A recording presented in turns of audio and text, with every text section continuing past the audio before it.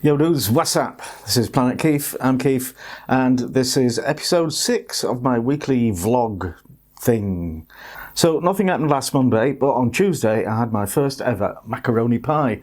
Yes, I did. It was the recipe that I was making for Keef Cooks last week, and it really was a revelation. I forgive you for thinking it would be a carb-laden, artery-clogging mess.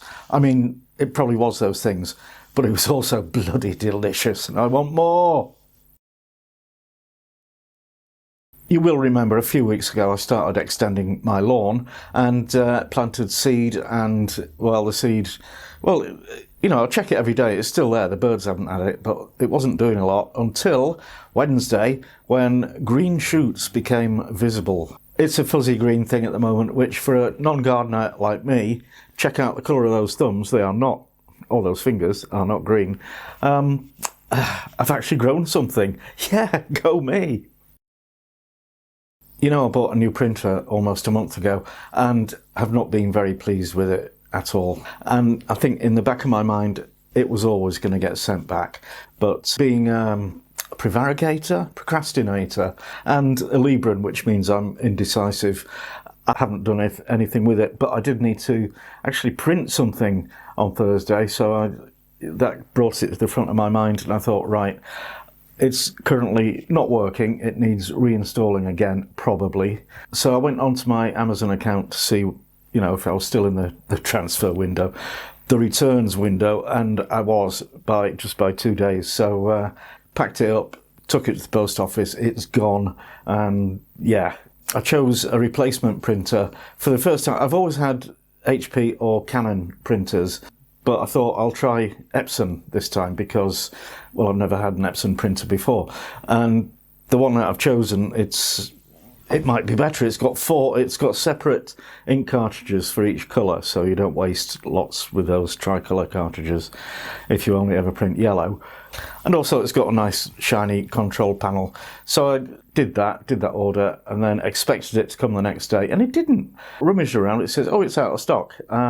It'll be maybe next week, we think, maybe, inshallah, you know, wait and see. So the thing I wanted to print, I just wrote it out on a piece of paper with a pen.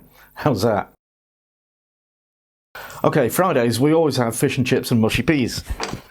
Except last Friday we didn't, because I'd bought some scallops on their, you know, expiry date, and so I got 2 packs of 6.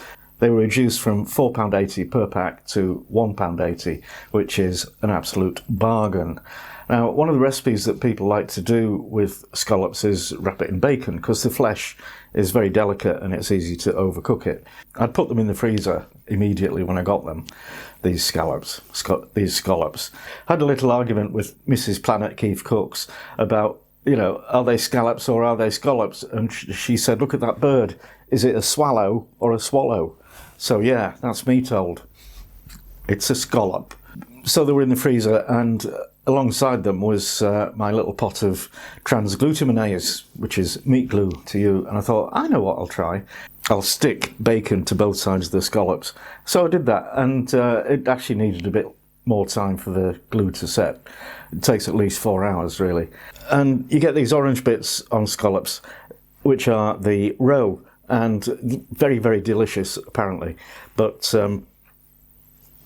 well, it's like caviar, you know, it's fish eggs. Yum. But one thing that is very commonly done with it is to make taramasalata. Complicated joke coming up. Or if you ask the design team for Aberdeen Standard Life, they would call it trmslt. So there you go, trmslt. That's actually it sounds a bit Nordic, doesn't it? Trmslt.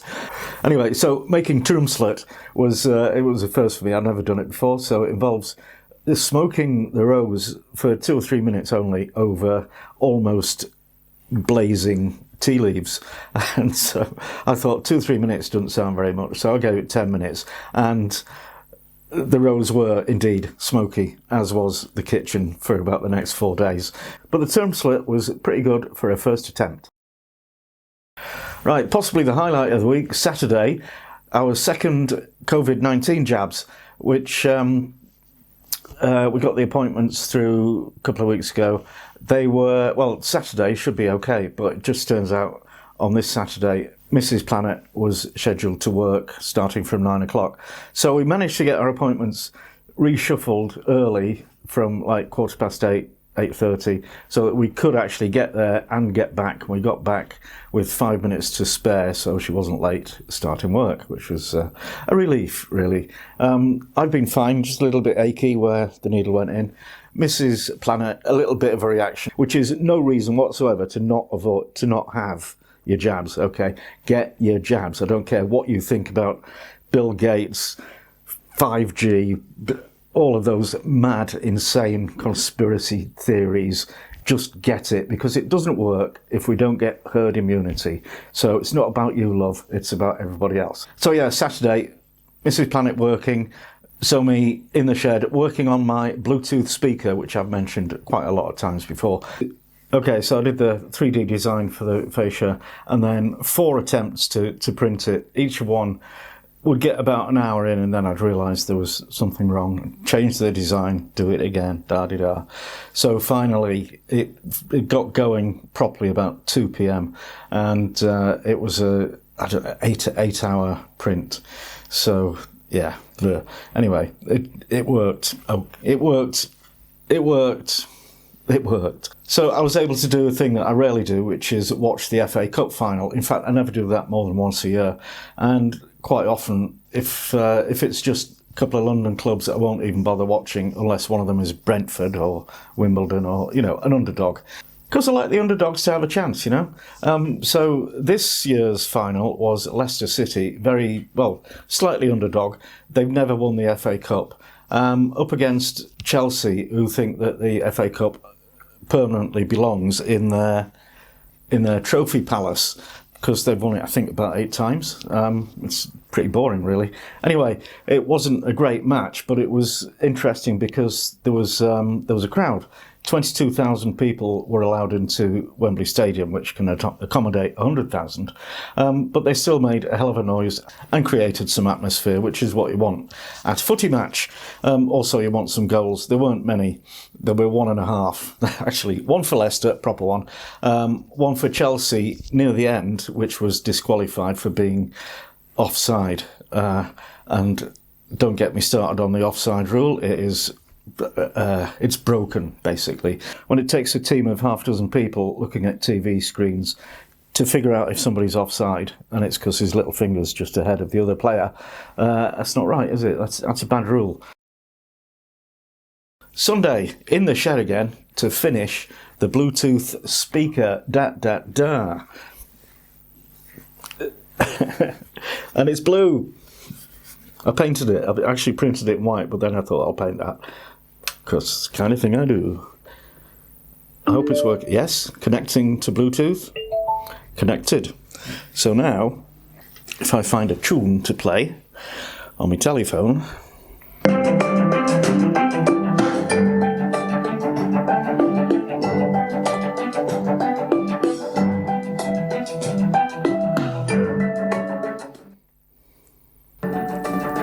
So that is actually quite amazing. I'm chuffed to bits with it. It's boom-tastic. So it's still a prototype. I might put a volume control on and figure out when you do connect what you heard. It was the volume was on full blast, and that is not good, because then it makes it cut out, and then you have to turn it down on the phone. So I need to figure that out. Otherwise, it's okay. It's just an annoyance. So there you go. That was my week. And there's stuff happening next week, which will be interesting. So thanks for watching. See you next time.